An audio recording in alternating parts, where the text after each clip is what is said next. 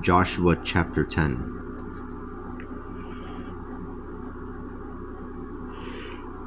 Now Adonizedek, the king of Jerusalem, heard that Joshua had taken Ai and had totally destroyed it, doing to Ai and its king what he had already done to Jericho and its king, and also how the inhabitants of Gibeon had made peace with Israel and were living near them. He and his people were shocked, for Gibeon was one of the larger cities, large enough to be one of the royal cities. It was larger than Ai, and all its men were mighty warriors. Adonizedek appealed to Hoham, the king of Hebron, Piram, the king of Jarmuth, Jarphia, the king of Lachish, and Debir, the king of Eglon, saying, "Come up and assist me with an attack on Gibeon, for it has made peace with Joshua and the Israelites." The 5 kings of the Amorites, the king of Jerusalem, the king of Hebron, the king of Jarmuth, the king of Lachish, and the king of Eglon, and all of their armies went up and encamped outside of Gibeon to attack it.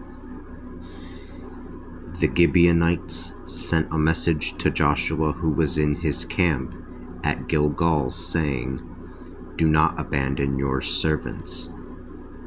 Come up quickly to us and save us. All of the kings of the Amorites who live in the hill country have gathered forces against us."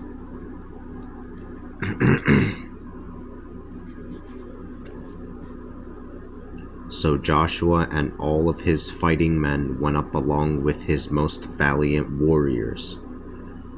The Lord said to Joshua, "Do not be afraid of them. I have delivered them into your hands. Not one of them will be able to withstand you." Joshua marched from Gilgal all night and took them by surprise. The Lord routed them before Israel. They killed many at Gibeon, chasing after them on the road leading up to Beth Horon. Slaying them all. They killed many at Gibeon, chasing after them on the road leading up to Beth Horon, slaying them all the way up to Azekah and Makkedah. As they were fleeing before the Israelites on the road from Beth Horon to Azekah, the Lord hurled down large hailstones upon them.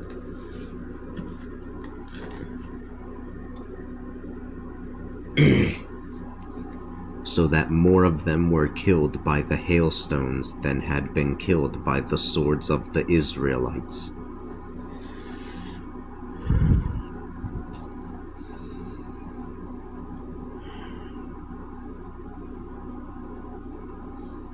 On the day that the Lord delivered the Amorites up to the Israelites, Joshua spoke to the Lord in front of the Israelites, saying,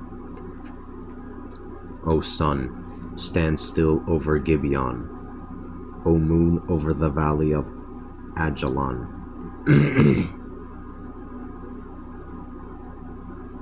O moon, over the valley of Ajalon." So the sun stood still, and the moon stopped until the nation had taken vengeance upon their enemies. Is this not written about in the book of Jashar? The sun stood still in the middle of the sky and delayed going down for a full day. There had never before been a day like this, and never will be again. A day when the Lord listened to the voice of a man, for the Lord fought for Israel. Joshua and all the Israelites with him then returned to the camp in Gilgal.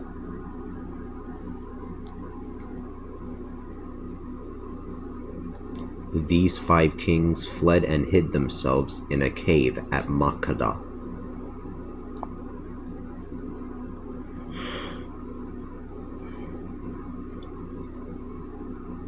Joshua said, "Roll large stones over them."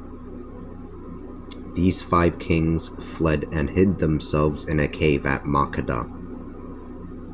Joshua was told, "The 5 kings have been found hidden in a cave at Makkedah." Joshua said, "Roll large stones over the mouth of the cave and assign men to guard it." Forgive me. Joshua said, "Roll large stones over the mouth of the cave and assign men to guard it. But do not stay there yourselves. You must chase after your enemies and attack them in the rear.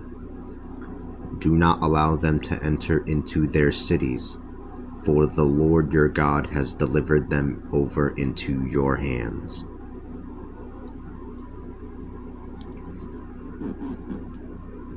When the Israelites had finished all but wiping them out, and those few who remained had slipped into fortified cities, all the people returned safely to Joshua at the camp in Makkedah. No one uttered a sound against the Israelites.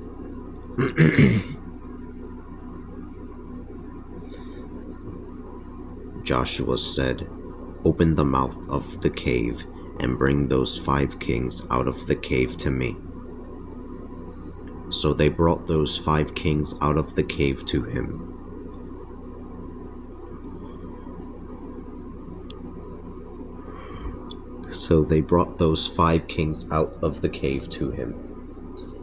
The king of Jerusalem, the king of Hebron, the king of Jarmuth, the king of Lachish, and the king of Eglon.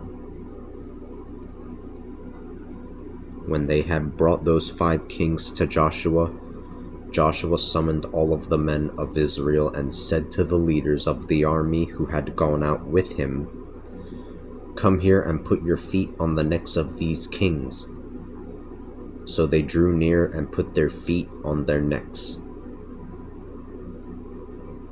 Joshua said to them, so they drew near and put their feet on their necks. Joshua said to them, "Do not fear or be dismayed. Be strong and courageous. This is what the Lord will do to all of your enemies against whom you are going to fight."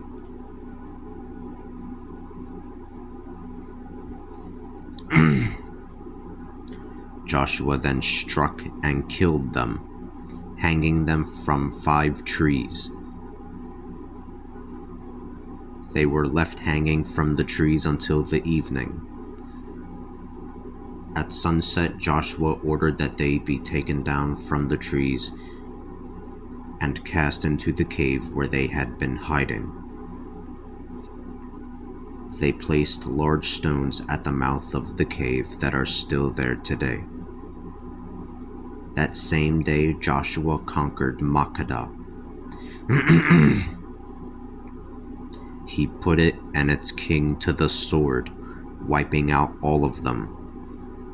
He did not leave any survivors. He treated the king of Makkedah the same way he had treated the king of Jericho.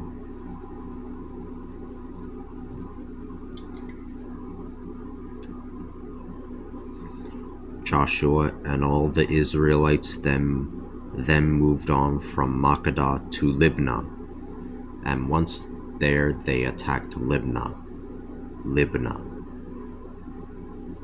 The Lord handed it and its king over into the hands of the Israelites. They put everyone in it to the sword.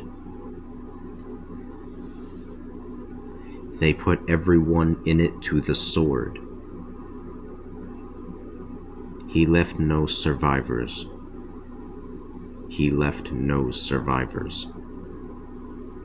He treated its king the same way he had treated the king of Jericho.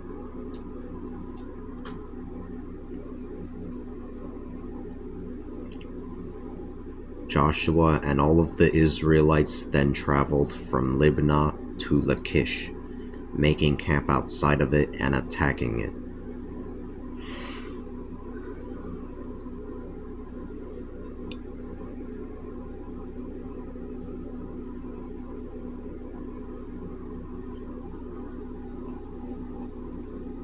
The Lord handed Lachish over into the hands of the Israelites, who took it on the second day.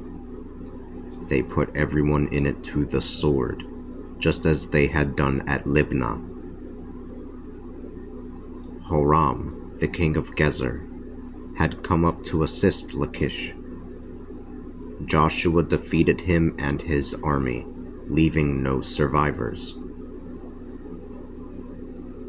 Joshua and all of the Israelites then traveled from Lachish to Eglon. They camped outside of it and attacked it. They captured it that same day, putting everyone in it to the sword. He totally wiped it out, just as he had done at Lachish.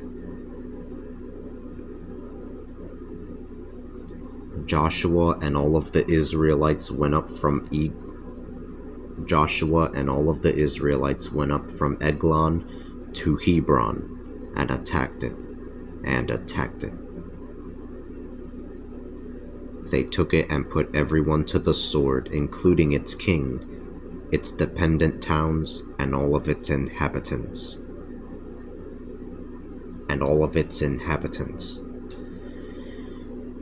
He totally destroyed it and killed everyone in it, just as he had done at Eglon.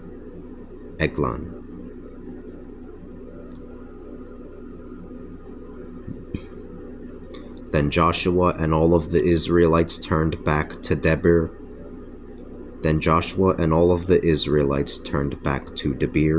And attacked it. He took it and its king and all of its dependent towns. He put them all to the sword. He totally destroyed it and killed everyone in it. He left no survivors. He treated Debir and its king the same way he had treated Hebron and also Libnah and its king. So Joshua struck down the entire land, the hill country, the Negeb, the western slopes, and the mountain slopes, and all of their kings. He left no survivors, just as the Lord, the God of Israel, had commanded. Joshua conquered from Kadesh Barnea up to Gaza, and the whole territory of Goshen up to Gibeon.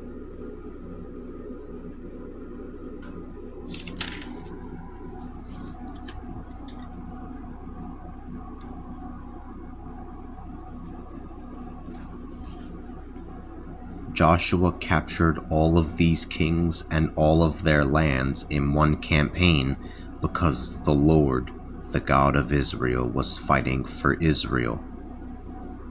Then Joshua and all of the Israelites returned to the camp at Gilgal.